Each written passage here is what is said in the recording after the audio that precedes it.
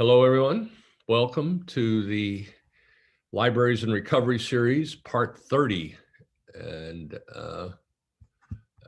on December the 4th, this is, as indicated, the 30th session in this series that we began late March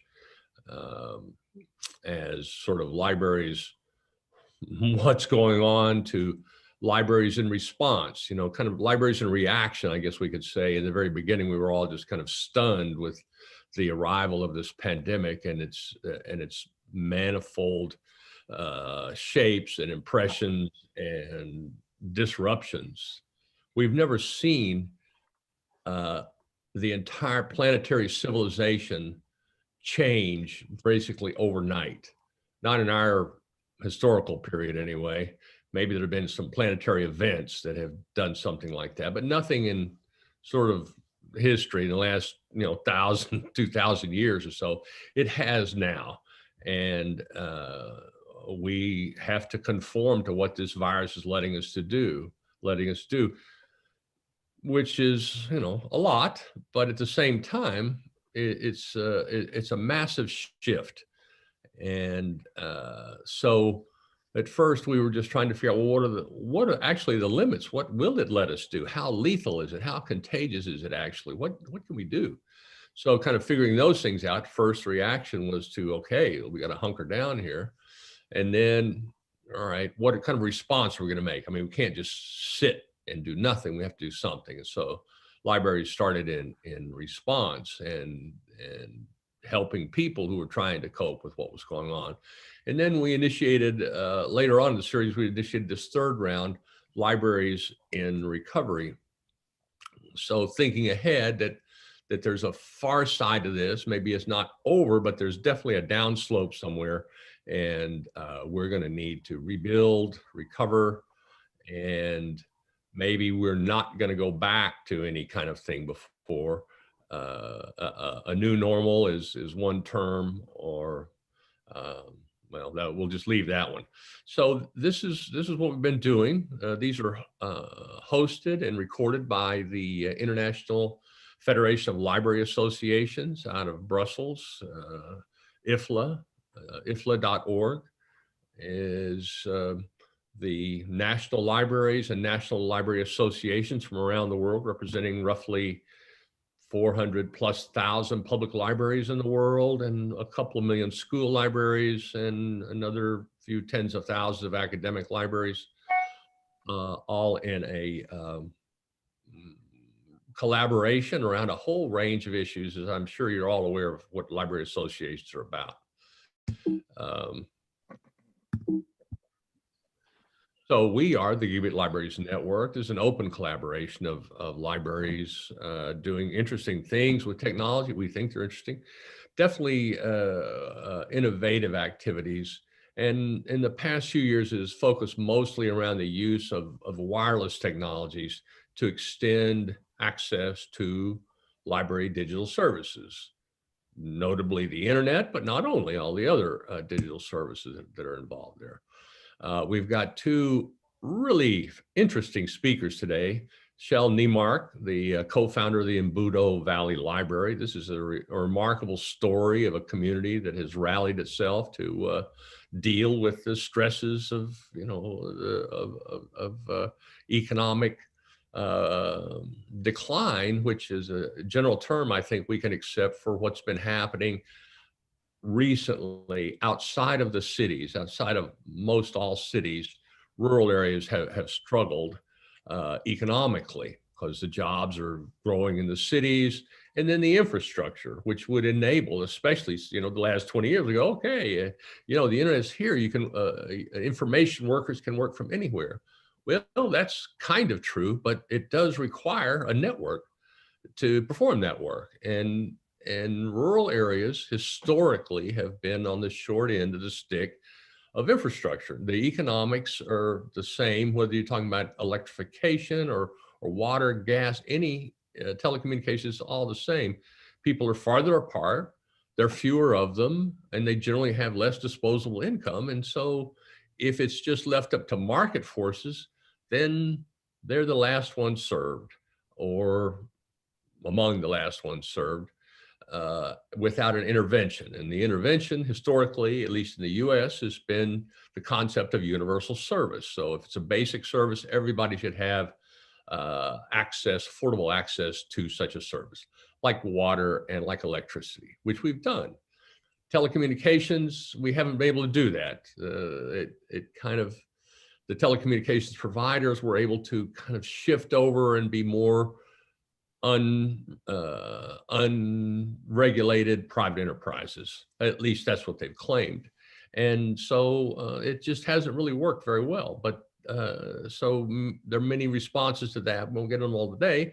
But the story of Embudo Valley Library in Dixon, New Mexico is a fascinating one. And then we'll have Stephen Abram back with us again. Thank you, Stephen, who is going to get into the storytelling. We're going to have a story, of course. And then Stephen is going to kind of take us back, step back to look at storytelling and how important this is for libraries to be able to tell their story to important constituents. Of course, there's the whole community, but there's also specific folks like the people that are in control of a budget, for example, or maybe it's a bonding issue, and the whole community does need to have a story told to them. So that's a skill, and we're supporting the idea that Stephen's made. This is a really important skill, so we're looking forward to getting to that. So just a quick catch up. I mean, COVID stats is kind of what we've been tracking here, and COVID is the background for this whole series. This is a month ago. We were just approaching 250,000 people dying from this thing, and approaching 10 million cases, and over 100,000. When we started looking at this, we were freaking out. It was breaking 50,000. Now it's well over 100,000. Or a month ago, it was well over 100,000. And the changes were, alarming. Well, they're even more alarming as we've added another, what is that? Nearly 5 million new cases in the last month, and the death rate is going down, but because the treatments are much better, but they're actually, the daily death rate, as you can see, is more than doubled in the last month and expected to continue to climb. The real number that we've started focusing on, I say we, I'm thinking generally everyone, is a level of hospitalized, because the cases reflect a lot of the level of reporting. So you see that dip on the graph there that, people didn't. There was a big spike in testing just running up to Thanksgiving, but then after Thanksgiving, we stopped testing, but the cases are still happening. And so I was looking around for the number of beds available, ICU beds, and I can't quite find a number, but all the reports have shown that ICU beds are somewhere between 80 to 95 to 100% occupied. It's a grim circumstance, and I regret talking about this, but this is the environment, and it's getting worse, and all the reports are it's going to get even worse before it gets better. So I hope you're ready for that. We talked about this before. It's the Partnership for Public Access, and it's a campaign to connect every community. I'm not going to get into it again, but this was the declaration that was issued a few weeks ago by the partnership. There's the address of it. You can look it up. These are 3 principles that the partnership kind of is advancing to policymakers at every level: international, national, state, provincial, local. These are important attributes. 3.5 billion people are not connected to the internet, and won't be connected to the internet for the reasons I cited earlier on the infrastructure economics. So our case is here basically that there's no reasonable strategy, no credible strategy that's going to connect and enable the roughly almost half of the world's population with the existing technologies and the existing business models.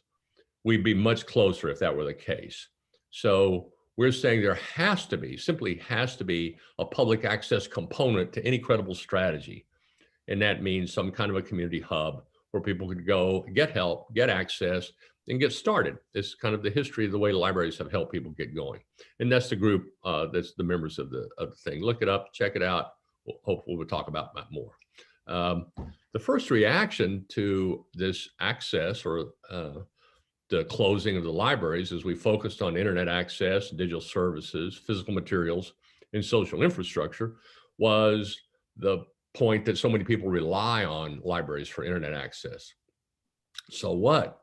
You can't go in. So the first reaction was to turn the Wi-Fi routers outside the building and allow more people to connect from the parking lots and around the property. And this is an excellent guide published by the Utah State Library on things to do. This is just a graph I pulled off of it. Those are some needs.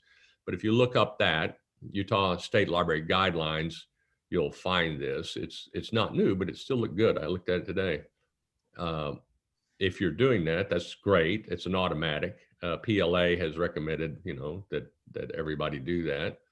And so we certainly agree. We were maybe among the first to call for that, because we've been looking at how to extend library access beyond the building for years. And what we've come up with is further than that, further than just around the building. Roughly 1 in 3 adults in the US has access to the internet at a public library. That's a phenomenal number. But they all have to go to one of those 17,000 facilities to do that. Our proposition is that critical service, that essential service, should be close to where people are. There should be some kind of a library access station, community point in every neighborhood. It should be proximate. It should be easily reachable by really everyone, and not just in the US. This can be done everywhere, because dropping a node into a community is so much simpler and less expensive than trying to wire everybody. But it's a step towards doing that, and it also serves as a backup in case you do have a connection at home, but you lose it. There's someplace else for you to go. Think of this combination of this utility of a public phone and an emergency call box and e-government kiosk and library Wi-Fi. That should be all close to everybody. And so now on with it. Sorry for the long introduction, but here we are. Shel, co-founder there in Embudo Library, is up first, and I am going to load your images, Shel. Is that up? No. Let me share again here. Okay, it's there. All right. Good. Okay. So okay.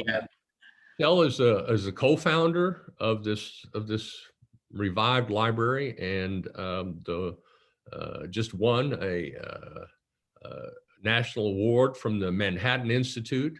Not sure if that doesn't, probably not the picture, but he did just win the library won a grant for this outstanding resurrection, I guess you could call it. Shel, why don't you just tell us what you've done there in Embudo Valley in Dixon, New Mexico? Welcome. Okay. Well, this picture is from when we won the IMLS award, excuse me, in 2015. And I got to go to the White House, and we were presented this award by Michelle Obama. This is our library director, Felicity Fonseca, and one of our patrons. Let me start out with telling you about the Embudo Valley. So there's 2 villages next to each other, Dixon and Embudo together. They're about 1,400 people. There's a little river called the Embudo River that runs through Dixon, and then the Rio Grande runs through Embudo. It's a traditional northern New Mexico village. It has an acequia system. Acequias are irrigation ditches that are, they were constructed hundreds of years ago. Dixon was founded in 1725. 1885, so it's almost 300 years old, and it's the acequia system that allowed the village to be here. It was a very isolated place for most of its history. Spanish has been spoken, and it's kind of an archaic Spanish because it was so isolated. The Spanish here in Dixon is an older form of Spanish than is spoken, internationally now. So when Don mentioned how late resources got to villages, it's interesting to think about here in Dixon, electricity didn't come till 1949.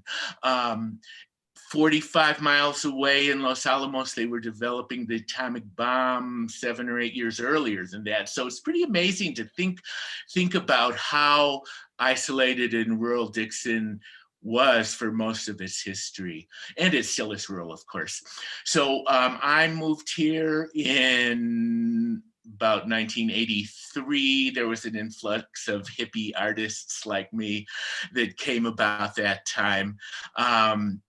Then around 1989, the town seemed to be getting more of a bedroom community. People were going to work in Los Alamos or Santa Fe, which is also about 45 miles away.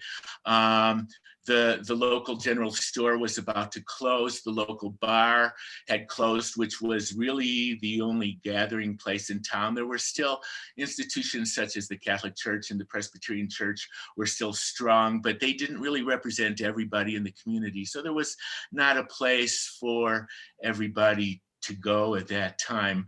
The village is now about 70% Hispano and 30% people like me. So in 1989, my friend Marcia Brendan came to me and said, wouldn't it be great if we had a library here? Another traditional northern New Mexico village named El Rito had opened their own library about 3 years before that, and I was on board immediately. I said, yeah, let's make a library. We need a place for people to gather. So a group of about 9 people would get together once a month and go, okay, we don't know anything about starting a library. How are we going to do this? We talk about our dreams and ideas. Like one of the ideas was that we would lend out tools or toys or things like that. Those 2 things never happened. But from the beginning, it was always the idea that we wanted to be more than just a library. We really wanted to serve the community in a lot of different ways. So it took about 2 years of meeting before we just kind of jumped in and rented a place that was $200 a month. And we had no idea where we were going to get $200 a month. It is a poor community, but we just kind of did it on faith. A couple of us said, okay, I'll pay for a month. People came forward. There's a bunch of woodworkers in town, maybe 8 or 9 of them. They came forward and built shelves. A man, Eloy Doran, who has since passed, he donated $900 so we could put a carpet in the place. A bookstore in Santa Fe was going out of business, a used bookstore, so they donated all their books to us, and that became the basis of our collection. We would meet and go through the books, and we go, oh, we don't need this 1950s design book, and then somebody else would say, yes, we do, and put it back in the collection. So we opened in 1992, May of 92. We had no idea if it would work at all. The first day we checked out 50 books, and then later in the week I saw 2 grammar school kids. We have a K through 6 school here in town. I saw a couple of kids walking out of the library with armloads of books, and I went, yes, this is gonna work. So Don, if you could scroll through the pictures a little bit while I'm talking. So for the first 2 years, we had one of the people who was the founder decided that she was really interested in being a librarian. So she volunteered to be the main librarian, and several of us would volunteer and work there on evenings and stuff. And after about 2 years, I became the treasurer immediately, and I started writing grants. I had never written a grant before, but I started writing grants, and I found money to pay for our librarian and to pay for a cataloging system. We are a 501c3, Dixon and Embudo, neither one is incorporated, so our local government is county government. In New Mexico, counties do not traditionally support libraries. They're mostly supported by municipalities. So we have, from the beginning, had to raise almost all of our funds as a 501c3, either from community donations or foundation. So that's been a big challenge. So, a couple years after we started, we decided we needed an early childhood literacy program. We had been bringing in local authors to give talks and had events. We had a pesto fiesta every year to help support us. And slowly we grew, and our programming became really important to us. And we rented space at the Presbyterian Mission building across from the library to run our early childhood and other programs and events that we had. And they came to us in 2002 and said, you can no longer use our space. And so the library board went, okay, what are we going to do now? Well, the general store had closed about 5 years previously, and the property had been for sale all that time. And we as a board decided that we wanted to buy that property for the library. We had no idea how we were going to do it. There was a generous person in town that I thought, well, I'll go to him and see if he would be willing to help. So the day after we decided we were going to buy the general store property for the library, I went to him and he said, was $250,000. He said, I'll give you $200,000 if you can raise $50,000 in the community. So I started calling people and other people on the board too, and just kind of beat them into giving some money. And people were so excited. We got donations, pledges of $500 from people that I know were having a hard time buying their groceries. That's how excited people were about this project. And in 3 weeks, we raised that $50,000 within the community.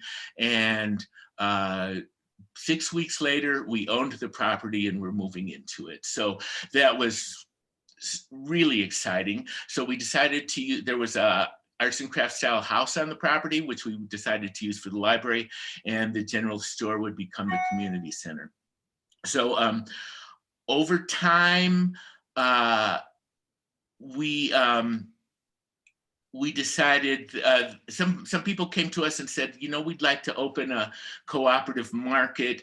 Would you rent us space in the community center? Just the closest towns are Espanola and Taos. Each are about 25 miles away, and that's where the groceries were. That's where the nearest libraries were.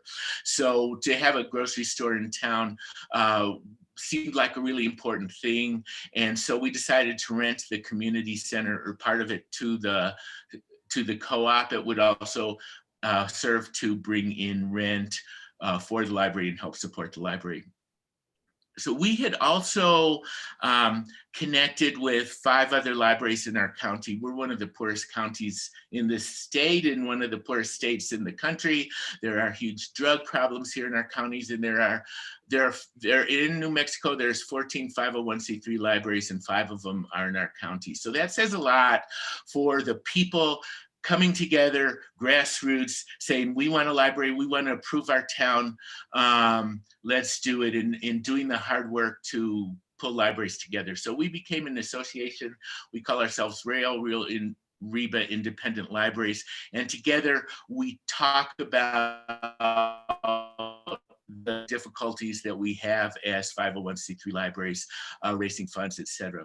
Meanwhile, our library, the Embudo Valley Library, over time, we decided we needed a bigger space. We raised the money to build a new library building next to the old house that the library was in. The old house became the community center as the co-op expanded. We are now the hub of the community. One of the things in our mission statement is that we provide Resolana. Resolana is a Spanish term. Literally, it means a place to rest in the sun, but figuratively, it's more a gathering space. We really felt it was important. As the library, we feel one of our most important missions is to bring people together and provide a space for the community to talk to each other, to gather together. So today, we sponsored farmers market, so we're bringing economic development into the community. We have an early childhood program. We have before COVID, we had in-person early childhood. We had a 4-day-a-week after school program. We have a STEM program. We send kids to regional robotics things. We have a low power FM radio station. We have a park with a heritage orchard. We are on the acequia, and so we try to help preserve the acequia system in New Mexico. We have I think there was a picture of a play station that we share. We're partners with Picaris Pueblo up the road. We are really the hub of the community. The community is totally revitalized. It's a happening place because of the work we've done, and we're so proud of it. Let's see, is that about 15 minutes? That's fine. I mean, this is great, Shel. You touch on so many things. This picture here is, we have a local archaeologist, and he works with the kids and adults. They bring an archaeology talk every summer. There's an archaeology series. 6 speakers, eminent speakers, come and speak at the library. We draw people from as far as Santa Fe. They dug up in the old Dixon Plaza. They dug up 2 wolves 6 feet deep in the plaza. There were 2 wolves that were tied around a sheep, the skeletons, and that's what they're looking at now. Nobody knows why it was there or what it meant, but it was a male and a female wolf skeleton tied around a sheep skeleton. And so the archaeologist, Seth Fowles, is talking to the kids about that and showing them the wolf bones, which are now on display in the library. There's a lot of history in New Mexico, as you point out, 300 years. Some of the oldest settlements in the U.S. are in New Mexico from the mid 17th century, which is, it's always a kind of amazing when you kind of cross an area like that. A question for you, though. It seemed like the community really rallied around the idea of resurrecting or creating the library. I mean, do you think your community is special in that way, or a lot of book freaks, or civic minded folks, or it was just natural? I think both. I think any community could do it. I think there's extraordinary civic-minded people in every community. Of course, I love Dixon. I feel like the people here are really amazing and have stepped up to do this project. And it's attracted more people. I think, for example, Sev, our archaeology friend, he's here part-time. He teaches at Columbia in New York during the winter, and then spends his summer and brings graduate students out here, and has become a resident of the community. So the library has actually attracted, because it's made the village more appealing, because there's a central hub where people can meet and get to know each other. It's created a force that has brought some really interesting civic-minded people in who make the library stronger again. We have to balance that kind of development that's happening with respecting the traditional values and people who've been here for a long time. So that kind of brings its own problems that we try to talk about as a board. But yeah, I think there's people everywhere, in old communities. There's a lot of wisdom. about the communities and within communities. And I think people, you know, and you people on the ground and grassroots, they know what their communities need, and they know uh, what the problems are. And it's just like gathering the resources and dealing with stuff on the grassroots level, I think is possible everywhere. And I think that would be really helpful everywhere. Well, yeah. I mean, if your case is an example of that, and it couldn't be better news for communities that are struggling. Uh, what kind of an internet connection do you have there? Well, a local internet provider donates internet service. It's from a satellite. It's a good connection, and it's of course vital to the community. About over 40% of people in our county do not have connectivity. I know in other places in New Mexico, down in Columbus, New Mexico, for example, I know 88% of residents don't have home internet. So libraries, that is one of the most important services, of course, that libraries are providing right now. During the pandemic, we put a computer out on our porch. We're open for just a few patrons can come in. So I think we can have one patron on a computer inside and one outside on our porch that we put out there every day. And then we have, of course, wireless that people can come and hang out at the library. People can come in by appointment. Is that what you're saying? Yes. Yes, people come in by appointment right now, and they can spend 30 minutes on the computer, and then the next person comes. But during the pandemic, it's so crucial that people have internet service. More so, we would say. Oh, absolutely, absolutely. Just connecting with state services is the only way you can get unemployment or, other kinds of services. And the library is there helping people do that every single day. Yeah, yeah. We've been making that point for a long time that libraries are the natural face of e-government. So all these applications that are being created by agencies at every level of government, who are those for? Well, they're for people that are connected. And if you don't have a connection, it's one thing for Amazon to offer services for people that have a connection. It's another thing for the government to only offer services to people that have connection without providing some form of access. And the only answer that they have when you confront them that way is to go, well, go to the library, they'll help you. But they will, of course, but all this automation for cost savings and so forth are not actually shared with the library to take on that added responsibility.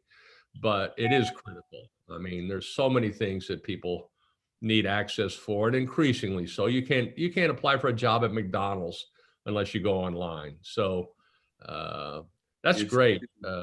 So statewide rural libraries are really suffering in the state financially. Some of the librarians are making $8.50 to $11 an hour. Libraries in rural towns don't have funding, and a lot of rural towns, of course, don't have libraries. So I started this group called the New Mexico Rural Library Initiative to try to get statewide funding for rural libraries and to help libraries get grants to help communities get grants to establish libraries in their towns. And hopefully, there's a coalition of 50 rural libraries in the state that are involved, and hopefully we can find some kind of funding to make sure these really struggling libraries are able to stay in business. Some libraries in the state have gone out of business when their communities are suffering a financial crisis. There's something about the library. I mean, if a community project is going to take shape, it's hard to imagine something more in common, more popular than a library. Just a quick story of a library in Millinocket, Maine. One of our libraries where we granted an IMLS subaward to do a communications network. This was a town in beautiful part, I mean, just incredibly beautiful part of Maine that depended on a paper mill. They said we were a one-horse town where the horse died. So it went from 8,000 people to 4,000 people almost overnight. They immediately closed the library, and it was a dire situation. A group of people, very much like the story you're telling there, came together and said, well, we can reopen this library. They started a nonprofit, and they hired a librarian from the Syracuse system, and he came up. They were able to take over the old building and reopen it, and ran it with 60 volunteers, I think, even today. And it anchored a one main leg of a recovery for this whole community, which is now thriving. I don't know, totally thriving, but they have a plan and they're working it, and they came together to do a project together. And it seems like that these kind of projects will draw someone, a benefactor will emerge from the community who has their own story of how the library made a huge difference in their lives when they were young. And, they feel like it's really an important institution, and they can come in and make a major contribution that you just wouldn't expect to happen. So that's great, Shel. We'll see if we can have more at the end here, but we don't want to forestall Stephen, who has an interesting perspective for us. So we've been kind of telling stories, your story, fantastic story, but the skill of telling stories and when and how to tell them on behalf of your library is really a critical skill that librarians need. And so Stephen has thought about this a lot and is going to kind of take us through what he thinks are key elements of that skill and why it's so important. So Stephen, welcome back and take it away. Thanks, Don, and thank you, Shel. You've given me the perfect example of the difference between an excuse and a reason in storytelling. When you frame something, the reason for something not being available or not being there frames the mind to start thinking about, how do we solve this? How do we make solutions? Excuses are just whine, whine, whine. We're victims. And your community proved that they weren't victims. They took control and made a difference and sought the help they needed. And that's inspiring. So this is part of the balancing act we need to do in the gigabit broadband space, that there's a major difference between communities having to take something due to lack of leadership on the policy front and the way we need to address policy issues in order to solve the broadband issues in our society so that everybody has access to the real revolution that we're in. And the wonder, there's a couple of silver linings in the pandemic, and one of them is it's put a spotlight on inequities in our society. And one of those inequities is access to broadband and what broadband does. So there's a little bit about me. I have a firm, Lighthouse Consulting, where I support lobbying, strategic planning, and master planning for library buildings. I've got 12 buildings under construction right now, and I was pleased to see Shel use the word hub, because community hub is the framework, and we use community-led facilitations to make sure that the community gets what they want and we're aligned, at the same time as being in line with government policy. So this slide is meant to connect the dots. So stories are, in my belief, the number one thing that connects the dots for people. When you're solving a problem, you tend to look very down at the issue, very down into the tiny little pieces of the issue. Do we have the right broadband? Well, yeah, but are you connecting that to the massive impacts of broadband on a community? Are you connecting it to the needs of funders, if that happens to be a government or happens to be a foundation or a charity? How do you ensure that you've connected the dots for them? So I'm going to tell you a story of how to connect the dots in the big picture stuff. So to me, broadband is on a national and international scale, one of the biggest issues we need to address right now.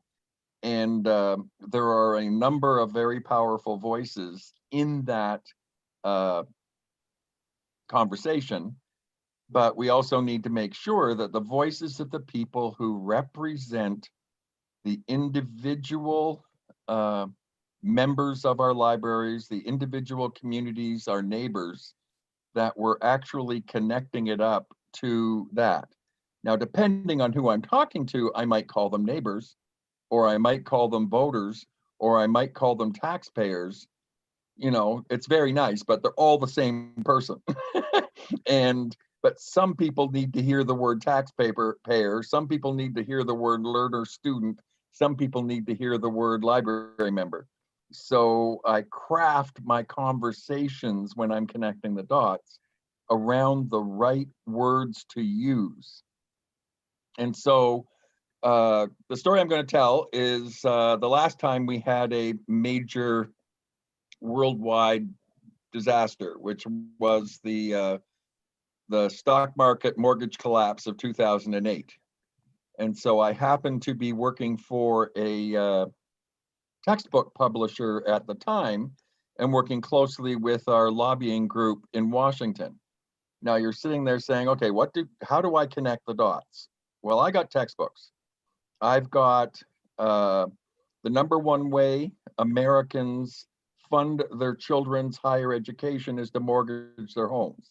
I've got more than 40% of the homes in the US underwater on their mortgages.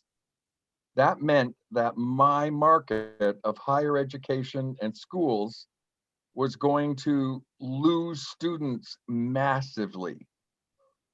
And so we need to connect the dots up for the government. So we worked with the Obama administration and said, listen, we're about to flood the market with a bunch of cheap labor, and all the blue collar workers are at risk under this. So you're going to push more blue collar workers out of employment based on a flood of the market of cheap, young, healthy labor. Two, your university system is going to collapse because they're going to lose, under the current estimates, 28% of their students. Three, your publishers are going to have real troubles having a drop in revenue on selling textbooks. So we're self-interested. Four, you've got a big problem with TARP loans.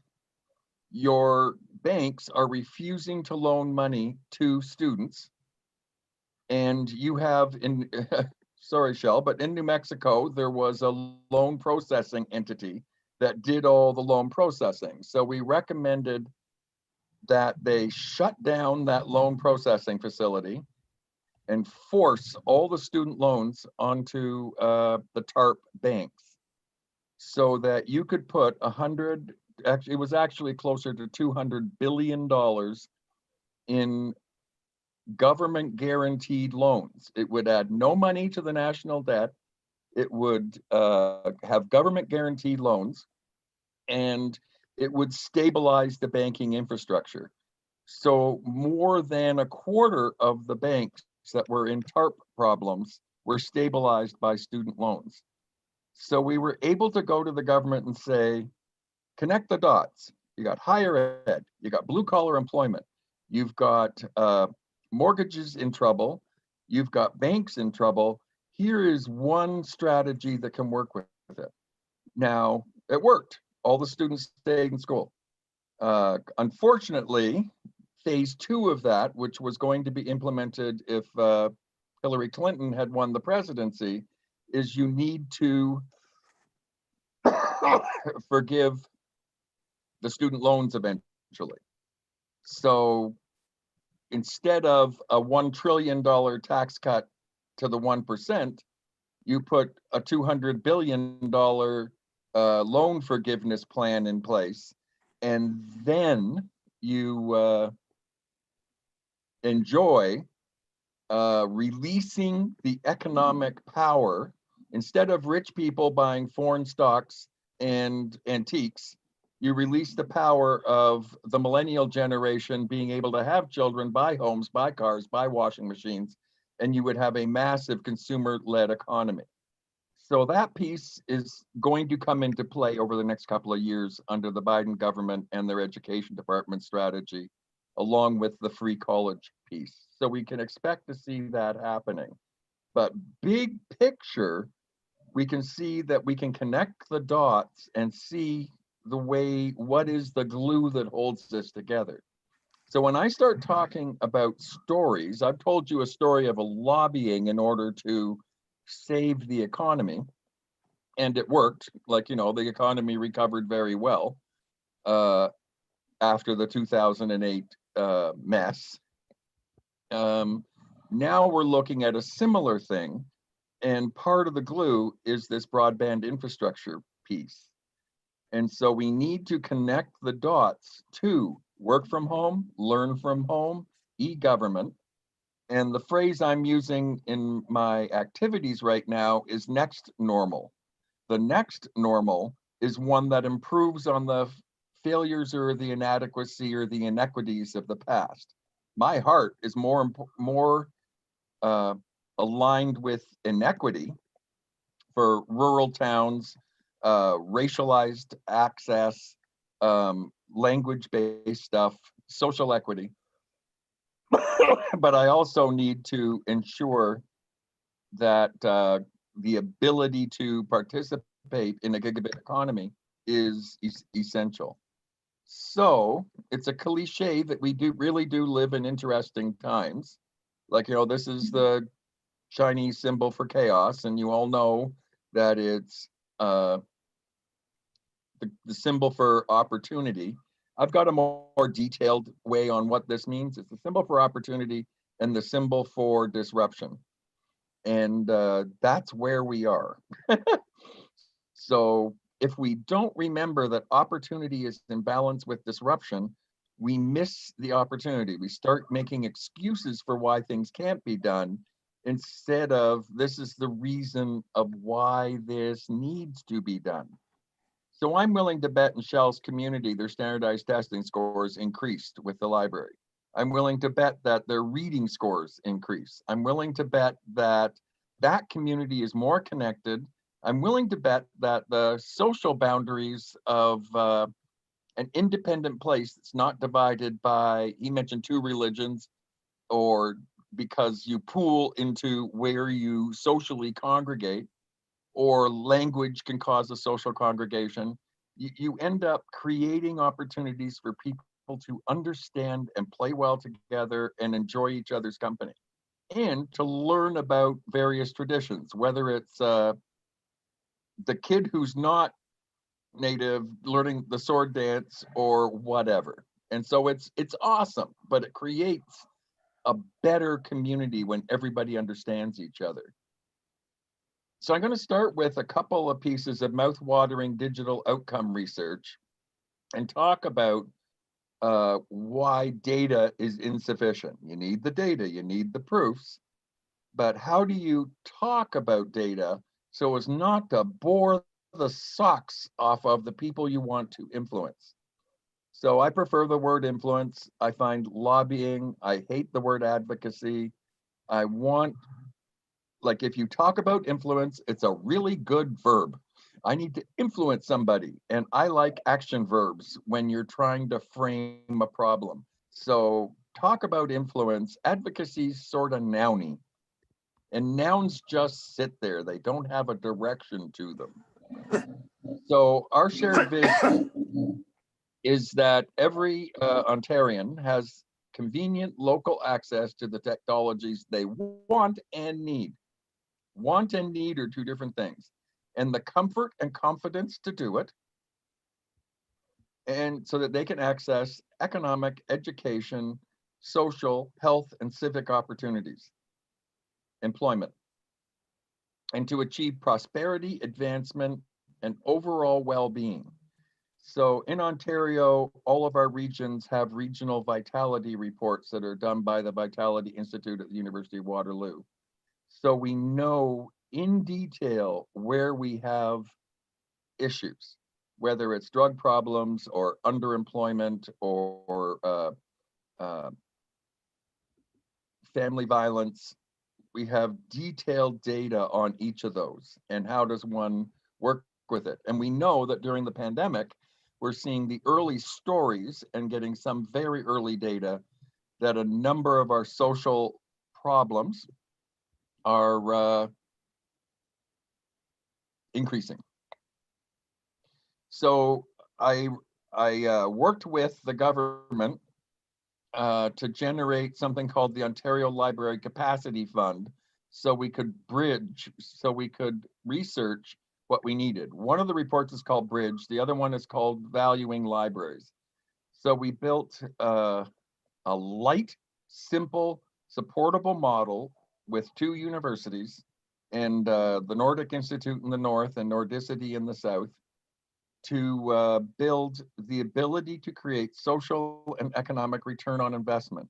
The Bridge report that I'll show you a little bit of the data from today, we put together a group of 50 libraries of all sizes, including First Nations and Francophone libraries, to ensure that we knew what the impact of digital services in libraries were. Because when you walk by library computers, you see people using Facebook, and people don't make the leap from Facebook to being able to access communities and advice and help groups around the world. Or you see them playing games and they don't make the connection that kids who play games have higher reading scores, and kids who play games have materially changed minds and higher IQs, and kids who play games do better. Because of the prejudice of, frankly, boomers against big games. And so we need to look at what are people doing on their library computers. And so we have the components where we get the data, and we have a grid of what aspects are we trying to measure. And then we have an outcome framework where we say, well, what are the outcomes of this? So we've got a lot of tools that we've implemented across Ontario. Many of you, the librarians on this, will know about EDGE and the impact survey, Project Outcome, our Ontario data collection, where we collect over 1,000 pieces of metadata from every library system. And then we've got Bridge, and we need to know which ones are outcome oriented, which ones are output oriented. None of these are wrong, but I find the springboard for moving stories forward is, what are the outcomes? What happened at this thing, and did it transform the people, the user, and the community? So we had 50 libraries. There's the mix, and you can see they're all over Ontario. Just so you'll know, Ontario is twice the size of Texas, and pretty big. And everything north of Lake Superior is very First Nations, very small towns, and frankly, very cold. So we got the thing on what happens. So we knew that 84% of the people who came into our libraries used the Wi-Fi, not necessarily our computers. And that changes what you're going to measure and where they're measuring it. Most of 38% of them didn't know that they were interested in using content and editing software. So that's an opportunity for us.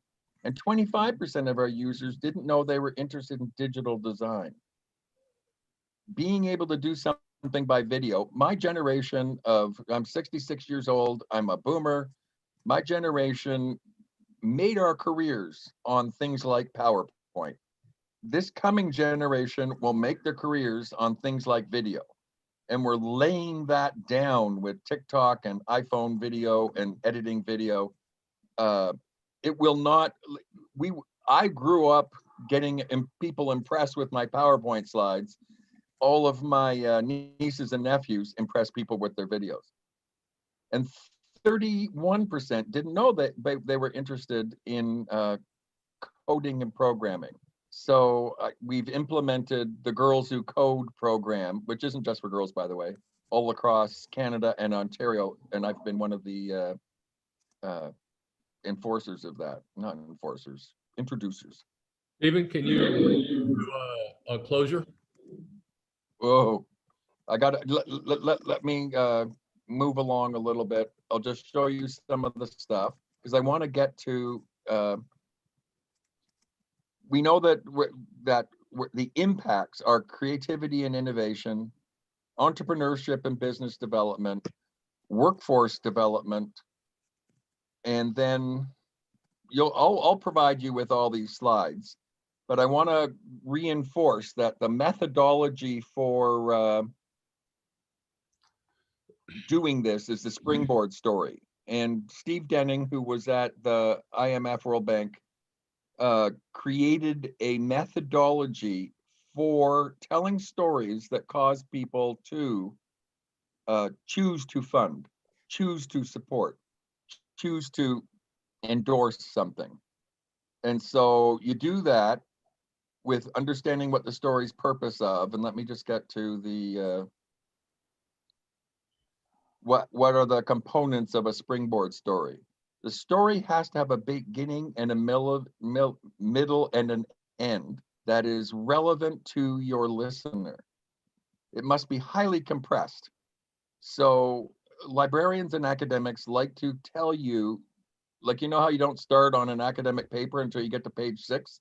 I usually skip all the front end matter because the front end is all the ethical stuff you need to do as a researcher, but it's boring as crap. It must have a hero. And we don't like being heroes, but it must be a story about a person who accomplished something notable and noteworthy. And Shel and his team demonstrate that. It must have a surprising element, something that would shock the listener, that it would shake up their model of reality. It must stimulate an, of course, reaction. Once the surprise is delivered, they see an obvious path because it challenges usually their assumptions. People who think libraries are about books rather than about community equity. And it must embody the change process desired, be relatively recent and mostly true. And it must have a happy ending. Like, look at the happy ending that Shel did. So I'm going to go right to the end to show this is how Edmonton Public Library uses their testimonials. It's one thing to put a testimonial in print, but you put it up on Facebook in a colored box. It's amazing how much more power it has. And you wanted to get to Q&A, and if anybody wants to ask some questions, I can go into the kind of things we've done. So I got 1.9 billion from the. Sorry? Take us back 2 slides. That great. That 6, 7 elements you had there. No, back. Yeah, that one. Thank you. So that's a good one to leave up while we'll chat. This is excellent. And the point that you make that stories have a power that numbers, statistics do not. This must be one of the oldest attributes of human communication. It's hard to imagine early humans saying, oh, well, there were 12 buffalo in the valley 6 miles away, compared to how you would tell that as a like you say, a hero story. Songs are memorable. It struck me as I was shopping the other day, they were playing, pop tunes from the early 60s. I'm also in the same generation. And I knew exactly what the next note was going to be, the next word was going to be. I haven't heard, for 50 years. There's something really powerful about stories, songs or stories that stay in the mind and drive us. So thank you for that. Are there questions for Stephen? We're running over just a little bit. So Don, one tool I use is the concept of the opera Aida, A-I-D-A. And nearly every time I'm consulting on someone on an advocacy strategy, they try and get the person they're talking to commit to an action. That is the last A in Aida.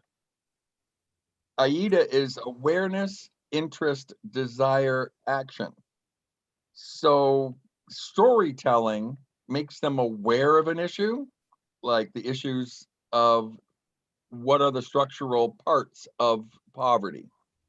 Interest is making sure they're interested. Like, I want to know, like when I'm researching the person in advance, if I find out that their mother is blind and talk about to this cabinet minister in the Ontario government that every library in Ontario has a government funded program for books for the blind and software for the blind, he was completely unaware of it, and his mother was bored out of her tree. Well, I was able to connect on that. If they're older, I talk about grandchildren. If they're middle-aged, I talk about children. And then the desire, it engages them. It makes them buy into what they want to work with on you. And then I align whatever pieces I need so that they start being part of the team to take action. If that action is funding or if that action is legislation or whatever. Great. We're gonna hang around here after we stop the recording. I just want to point out our remaining sessions this year. On the 11th and the 18th, we have the former FCC chairman Tom Wheeler is going to come on with Michael Calabrese from New America Foundation. This is going to be a story. This is going to be a story of what comes next, because we do have an administration change. That means that a whole lot of new opportunities are going to arise. And what does that mean for libraries and other learning institutions?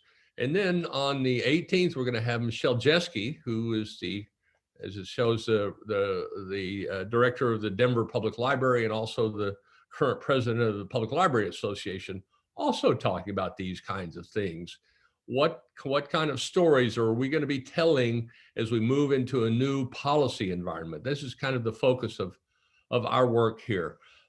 So I'm going to call the formal recorded session to a close here. I'd like everybody that's still with us. We lose people at the hour because of appointments, but everybody's still here. Please unmute if you would. Just unmute everybody if you can. Be great, because we'd like to give Shel and Stephen a round of applause for your great presentation. Thank you. Yeah. Check how that recording comes out. Thank you very much. So with that, we will close the formal recording.